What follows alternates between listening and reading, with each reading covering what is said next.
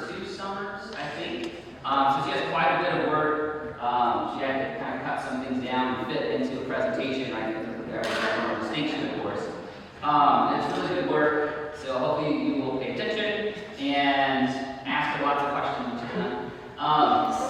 And so I'll go ahead and turn it over to her and let her start telling you about her research.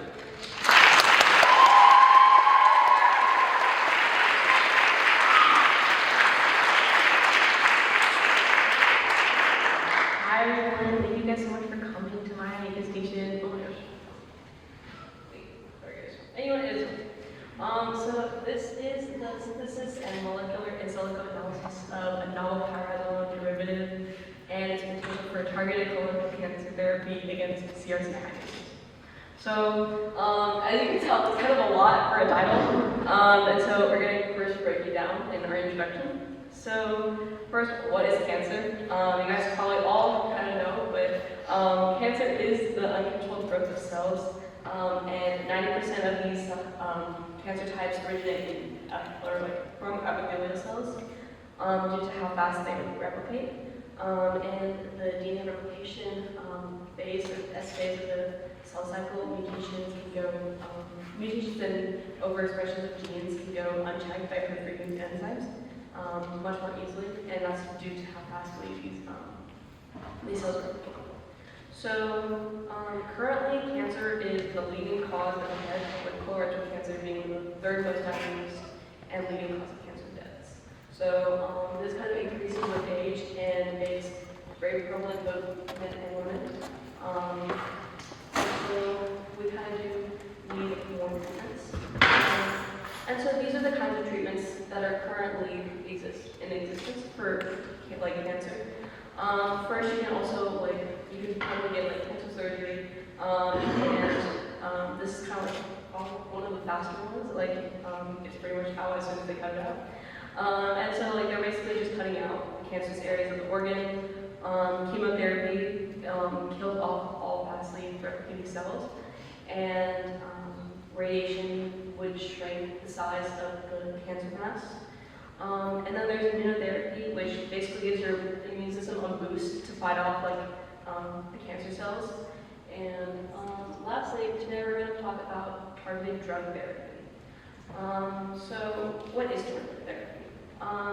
Targeted therapy is more selective in what the molecule is affecting, so they're more focused on targeting specific abnormalities. And so within cancer cells, we're targeting what exactly it's going to make the cell proliferate and metastasize faster. And so compared to all other treatments that I kind of discussed previously, these targeted therapy has less strain on patients. When you notice chemo patients, you notice that all their hair's gone and that they look more a lot more sicker, and that's because of how chemotherapy works. It's basically killing all these cells, all these fastly, and they affect all cells, but mostly through fastly replicating cells. So it's a lot of strain on the patients, but targeted therapy is a lot better. And so now we're going to start talking about kinases. So I mentioned CRC kinases, so those are colorectal cancer cell kinases. And so kinases are enzymes, and they add phosphate groups to a substrate. So this is basically a protein kinase, and if you can see, I labeled this as kind of what it looks like, but they can basically activate or deactivate different proteins. So if you add a phosphate to a protein, or if you add a phosphate to a kinase, that can make it activate. Or if you remove a phosphate, it can make it activate as well. So it's kind of either way it would work. And they all use ATP for adenosine fragmentation, so that's 3 phosphates in there. And so if you can look at this one, this is a protein kinase, right? And so this is ATP. And so you have alpha, beta, and a gamma phosphate. And so whenever a protein kinase comes in contact with ATP, they'll transfer this gamma phosphate into a serine or granine or tyrosine residue. And so in the human genome, there's about 518 protein kinases, and 300 of which are in a cancer cell. So these are kind of like the types of kinases that kind of exist and like our classifications for them. So I mentioned like adding phosphates to certain residues. So the types of residues are amino acid residues, and you can either have a serine, a threonine, or a versatile tyrosine. So one kinase can either be like phosphorylating serine or threonine, or they can be phosphorylating another one can be like phosphorylating tyrosine. So they don't phosphorylate all serine and threonine, like or tyrosine, like residues are always like phosphorylating certain ones, and this can and these are the ones that are like activating or deactivating protein function.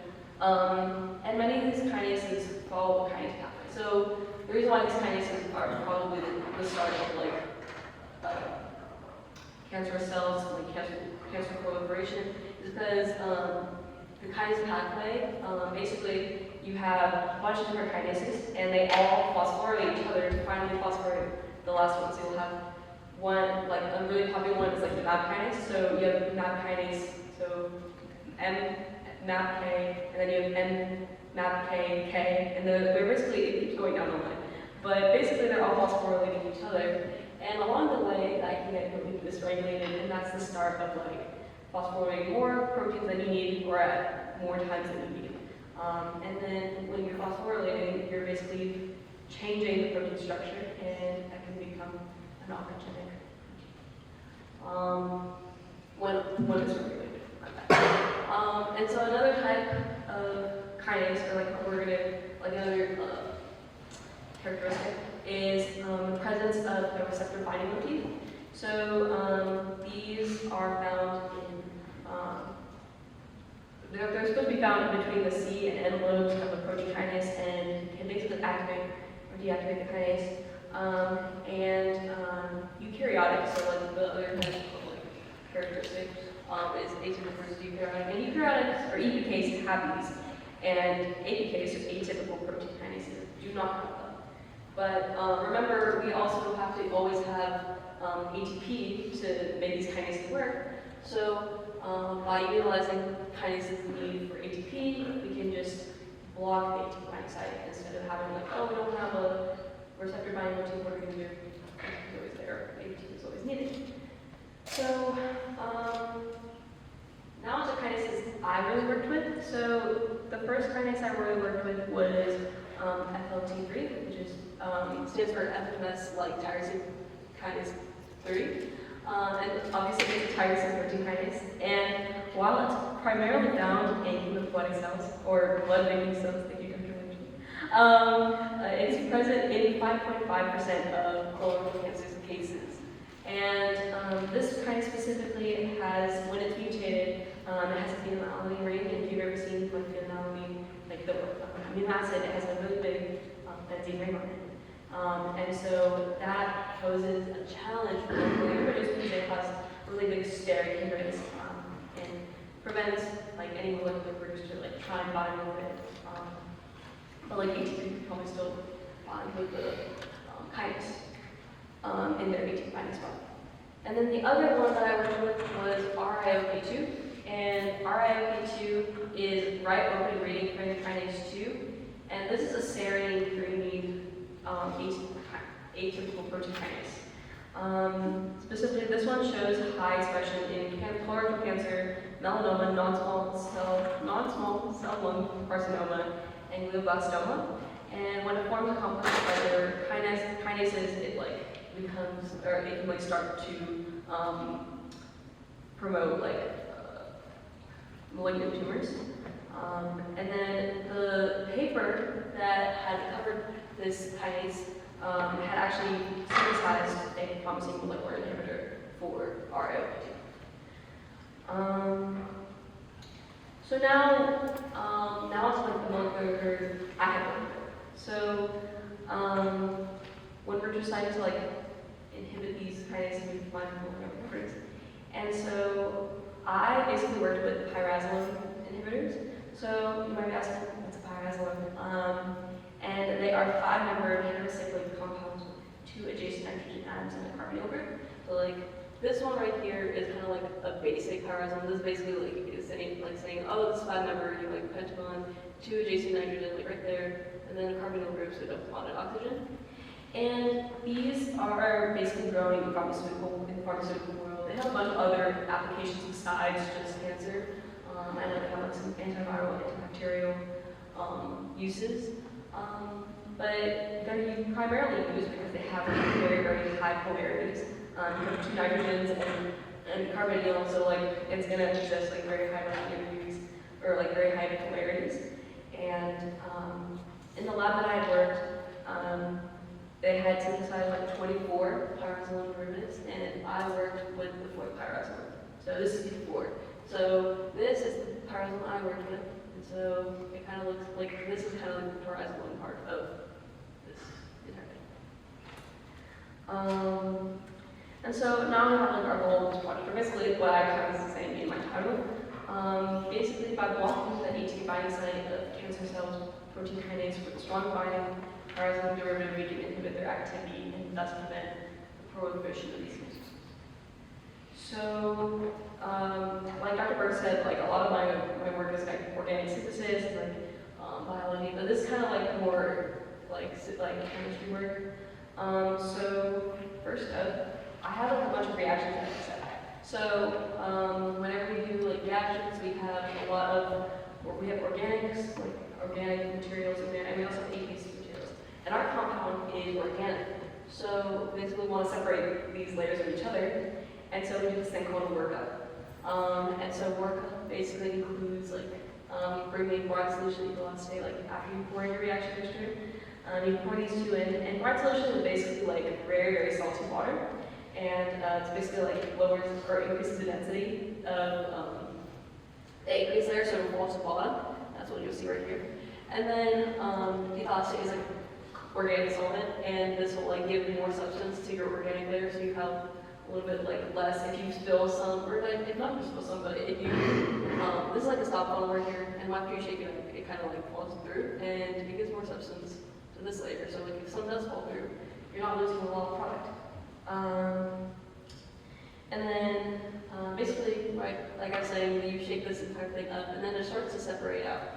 And then you like remove this layer, you pour it into like a little Erlenmeyer, and then you know sometimes you mess up and there's a little bit of like organic layer in your aqueous layer in your Erlenmeyer. So you repeat this like twice, sometimes 3 times if you have a lot.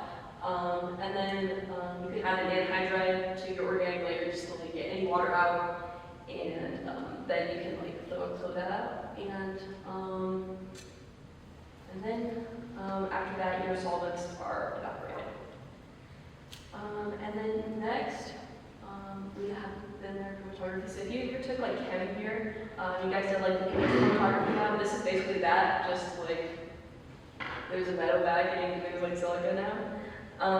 But basically it's the exact same concept. So whenever you're trying to check like the contents of your reaction mixture, and see through is our like product salt like dissolving in like the current clarity you have it in, you can kind of just use these, and basically you take capillary tubes and you dip it into like whatever your reaction mixture is, and you spot your mixture on these little marks, right? So these are about like a centimeter apart, you don't want them bleeding into each other. And then you let it run, and you let the solvent run up in the solvent chamber. And then you take it out, you take out your TLC when it's like about like right there, maybe leave a little, like right there, from the top of the plate. And then you mark that, and then once it's dry, which is pretty fast, it's mostly organic solvents, you like can be shown on the TLC, and then you can see like your components like stacked or where they are, and then how like concentrated your product is. And then next, when you see that, when you're done with like your TLC, you're gonna see like, oh, do I want to run a column? And normally you do want to run a column. And so these are used to isolate your product from other metabolites. And so whenever you run a reaction, you're not just making your product, which we would like to do just our product, but there are other metabolites that exist. And so each column kind of consists of a stationary phase, analyte, and mobile phase. So this is your stationary phase, this is your analyte. So this is basically what we're trying to, this is like basically a reaction mixture. And this is our mobile phase. So the mobile phase is basically what's moving through the column. Stationary, obviously it's staying in the column, and then the analyte is like what we're trying to isolate. And then the mass of the analyte, when you're trying to like determine how big or like how you want to make your chromatography, or how big you want to make your column, you kind of have to use two things: your mass of your analyte and the number of purities that you see on your TLC. So like you'll see, oh, is my TLC like, are the metabolites stacked on top of each other? Are they getting far apart? And then how much do I have? Do I have a gram of this? Do I have like 40 milligrams of this? Like whatever. And the bigger the analyte, not like mass, the bigger your mass, the bigger the diameter is. And the more purities that you see, or the more stacked that they are on top of each other, the longer you want your stationary, basically. And then your mobile phase is kind of what like changes a lot. So you have solvents that like run through your column, and basically we have like, usually I only kind of use four. Either like I was using ethyl acetate and hexane, or I was using chloroform and methanol, and it just depends on the polarity of your analyte. But as you kind of start out with the lesser of the polar substances, or lesser of the polar solvents, and as your solvents pass through the analytes, they dissolve like the metabolites that are in the same polarity. So you basically increase your polarity as you keep going to dissolve more metabolites. And then lastly, this is not lastly, but next we kind of have molecular talking. So when I was talking about like the in silico part of my title, in silico basically means like simulation, or like how this would play on a model. And so these are used by pharmaceutical chemists to model the interaction of proteins with the ligand or like inhibitor. So basically, there's a bunch of different software to do this, but I use Automatic 4, and we use like PDB website. The PDB website provides like PDB files of our kinases, and I use the SMILE format of my ligands. So I formatted it and put it in the SMILE thing, and it put it into the the software. And eventually, there's a lot more steps, but I can't go over today. And eventually, like after 30 minutes of like it just running, because there's like 50 different protein ligand orientations they have to run. They'll give it to you, and they're all ranked by energy. So whenever you're like looking at your interactions, they're ranked like they have like binding energies to each other. And so like the good range for a viable ligand is like -7 to -9 kilojoules per mole. And if you guys remember chemistry, that's kind of like related to this. So now approximating like 18 binding site. So the one with the RIOP2 kinase that I had read, the paper I had read, they had actually given me like some estimate of like where this E2 binding site was for their kinase, but FLT3 did not. So I kind of wanted to estimate like where is it, where can I find it, and am I going to get close to inhibiting E2 from binding? And so I used this this website where basically you just put in your PDB file right here, and in a couple of hours they'll give you your E2 binding site. So it's actually pretty great that I got this. And now we're going to go into like reactions and the schemes, my schemes. And so the first reaction, this is basically how to synthesize P4. So this was already like one of the pyrols that the lab had already synthesized, so I just had to like make more every single time I had to repeat my reaction scheme. And so this is basically the condensation of a hydrazine. So like this is my hydrazine and beta-ketone ester, and this is beta-ketone ester. And then I used a water glycerol solvent, and it's just basically equal parts of glycerol and water. And this reaction followed an equivalent mole ratio, so I used 1 mole of this, 1 mole of this. And then the reaction ran like at 100 degrees Celsius for 25 hours.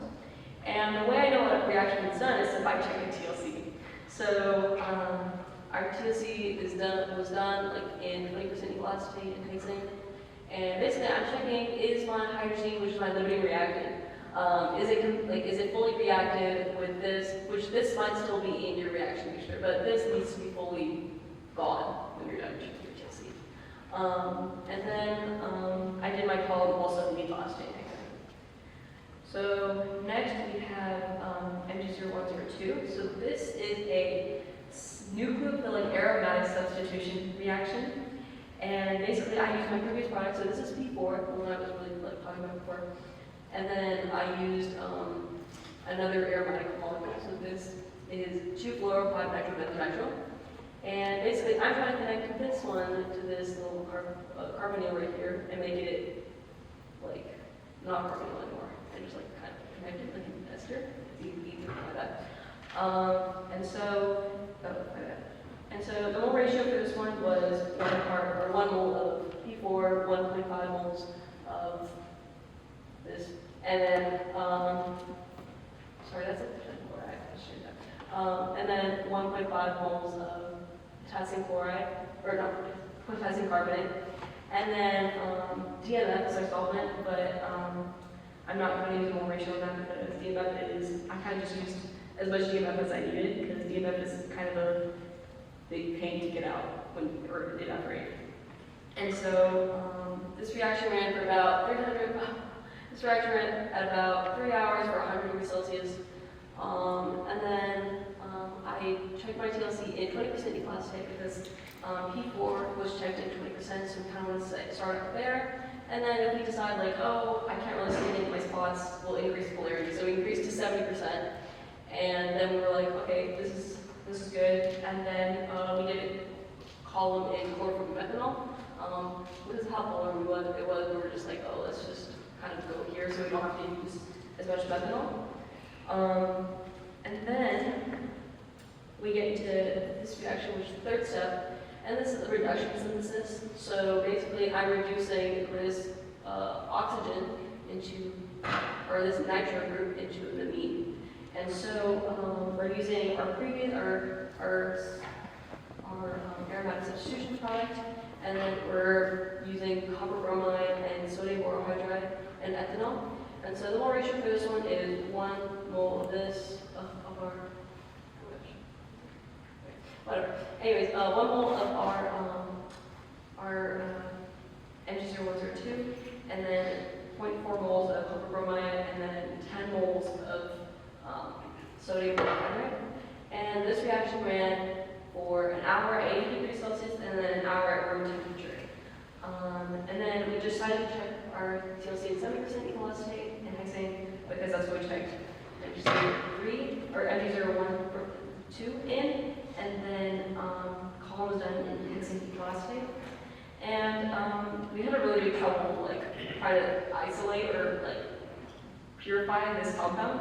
So after a couple of tries, we're just going to set the final reaction anyways, because we don't want to lose any more. When you do columns, you're kind of losing a little bit of product every single time. So we're just like, we're going to set the reaction. And so this is the last reaction of all of them. And so this is called a DCC coupling, and I'm not going to pronounce that name because it's really long. And so basically, we took a reduction product, and we're basically going to add acetylglycine, which is an amino acid with a acetyl group on it.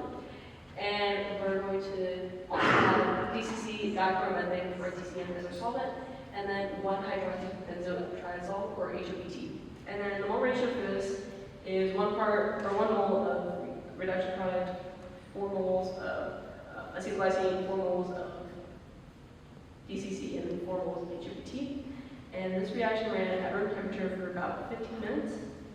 And then this is a very, very polar molecule, as you can see. And so this TLC was actually just done in 100% elastate. And after 2 columns, only 10 milligrams of pure product was collected. So we're going to kind of get into results now. And so today I'm going to have NMR, or basically it's nuclear magnetic resonance of MG0103 or my reduction product. And NMR basically kind of just measures the chemical environment of either carbon or hydrogen, like protons in like your molecule. And basically, this basically just confirms that we see our product and we know it's our product. And then remember when I was talking about like autodock and like docking and like all the binding linkage and stuff. So basically, this is like the results. So this slide is the 2D version of my interactions. So these are all the amino acids that were interacting with my ligand. And then this is basically the 3D model of that. So like right here is basically where it's interacting, and like it's like all the amino acids surrounding the ligand. And everything else is like other amino acids. Those not interacting. And then this is the RIP2 docking of MG0104. So this is the last step of the reaction. And so you can kind of see like these are different amino acids that are interacting with this ligand. And then also like it kind of looks a little bit different here, the orientation at least.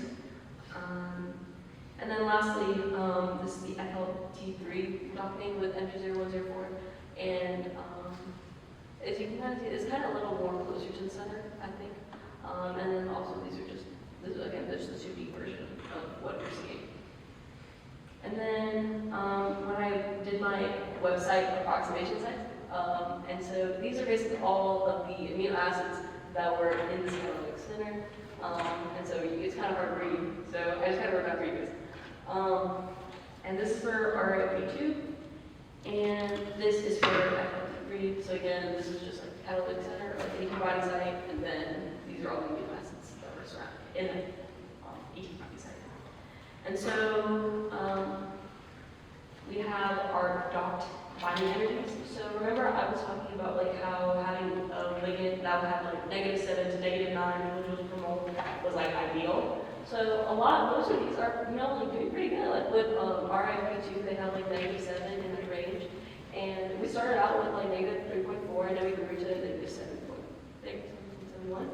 But obviously, FLT3 did not have that great of a binding energy, it's -4. So yeah, it's probably not like the best for it.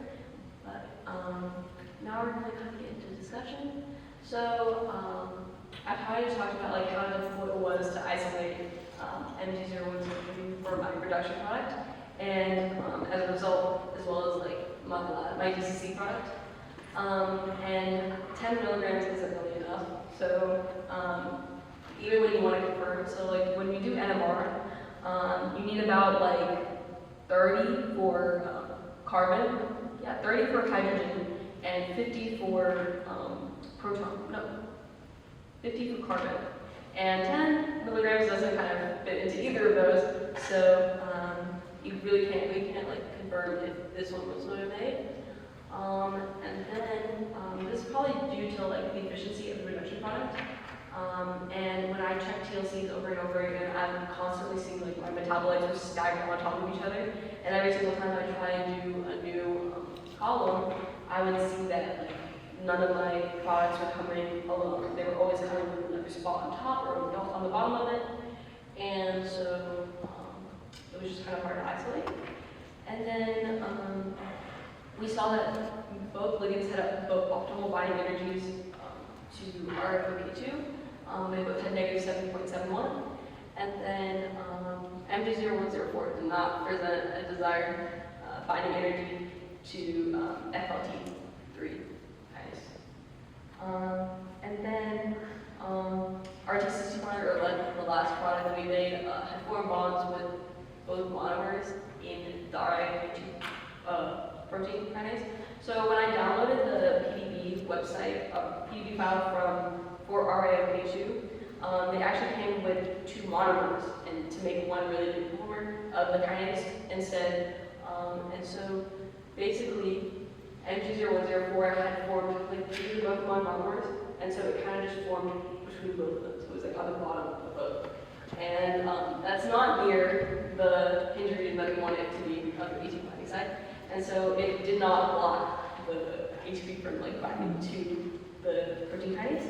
And then our reduction product had formed bonds with every amino acid residue that the lab that had actually written the paper about the RIP2 kinase, they had also made a molecular inhibitor.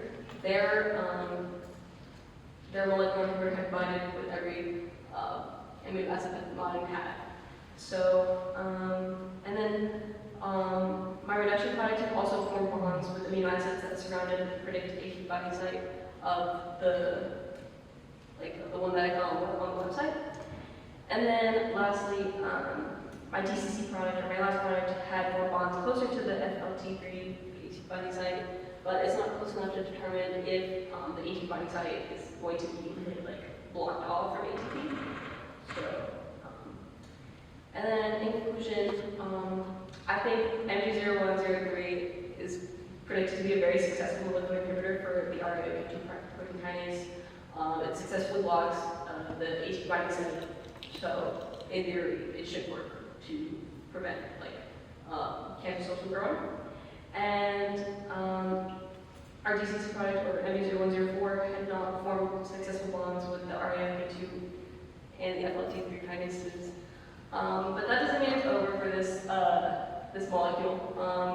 It's very possible that it could work as an allosteric inhibitor for these kinases, or it could work as inhibitors for the other 300 cancer kinases that exist. So, in the future, I think our reduction product could have a higher yield if like the local balance was kind of adjusted, or if there's something else, another reactant that can be added to ensure like preference for our product rather than other metabolites.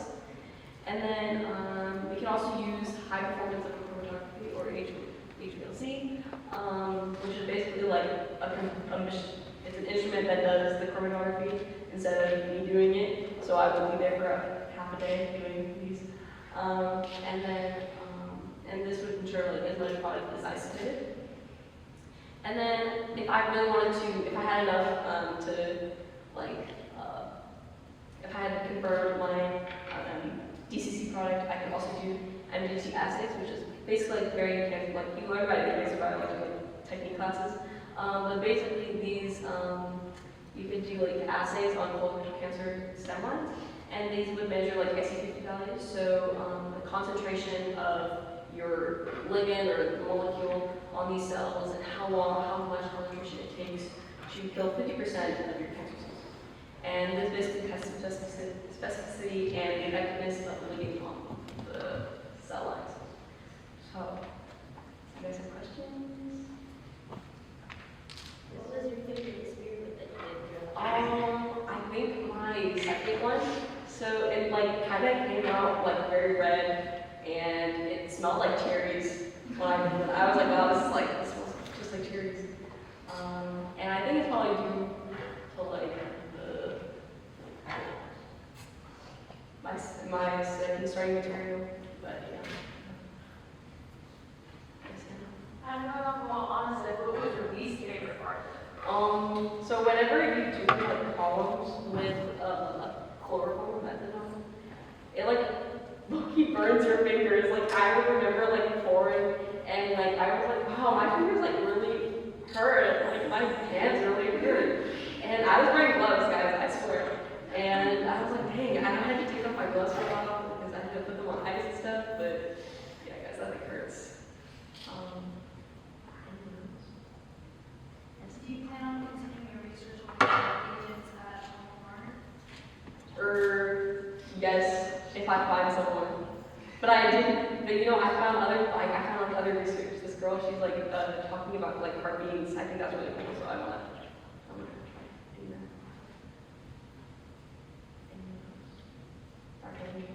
How did you find your research? So he's actually my neighbor, and so yeah, he's actually my neighbor, and he's kind of the only organic chemist in the area as well. So if I didn't know him, I probably would have reached out by email and stuff like that. Yeah, sorry. You said you did it for 2 summers. So like, was it both on like the same thing? And like, if it was, then like, how did you manage to like just continue like picking back up? So I learned basically all my techniques my first summer there, and so basically when I got back, I started like June 1st back in the lab, and I had like a 2-week period of like relearning all my stuff, and then after that, then like I said loose, and I did all the reactions, and like yeah. Dr. You said you had like really low percent yields, like what? Yeah. Like 1% or what kind of yield did you get? I don't think I actually ever calculated it because I was just like, I was so distraught over my 10 milligrams. I'm being so honest with you guys. So, How much stuff would you start? oh, so I would start with probably 4 grams of. Oh, sorry. I would start with probably like 4 grams of like P4, so like my initial like pyroxene.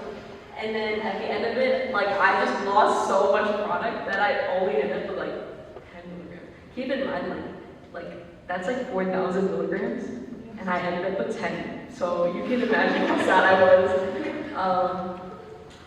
And yeah, that was very sad. Yeah. Trevor? So how feasible do you think this treatment is, like, financially? Like I think if it got on the scale, like I think it should be like, I don't know, I really don't know. I've never like looked into like how expensive these are. You know, big pharma is kind of crazy. So yeah, I don't know.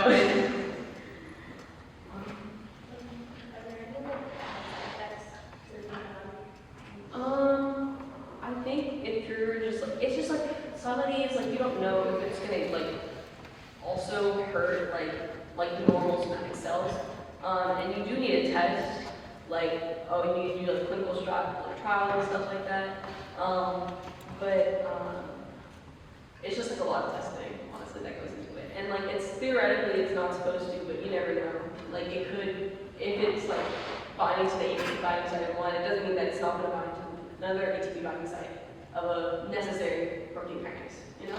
So, yeah. If you could go back, what would you do in order to increase your You should use an HPLC. Yeah, we had one, and no one in the lab knew how to use it. So, and I should have been like, you know what, let me step up. We could have, and also it was kind of, they told me it was broken, and you know, I didn't know it better, so I just kind of believed them. And then I go back to the lab and they're like, no, it's working. What do you mean? What do you mean it's working now? Any other questions?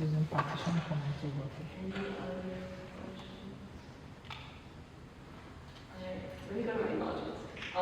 And so, I want to thank Dr. Baru for letting me research this lab in the past 2 summers. I want to thank Sabina, Kamu, and Anthony for all the help and advice that they gave me, both about like, lab and like life. They were like, I think I had so many like fun conversations, and I learned a lot. And then I want to thank my mentor, Dr. Burks, for dealing with me in organic, and then also this semester and last semester, and taking me on as a work service. And then my second and third years, Dr. Boateng and Dr. Langford. And then also, I didn't say it down here, but I really want to thank Dr. Langford and Dr. Zed. They kind of like really made me fall in love with biology and chemistry, and I really owe it to them. And then finally, I want to thank my family and my sweetmates and my friends and all of you guys for coming to my distinction, especially my family and my sweetmates, because I'm a really good player, and everyone tell me no, keep going.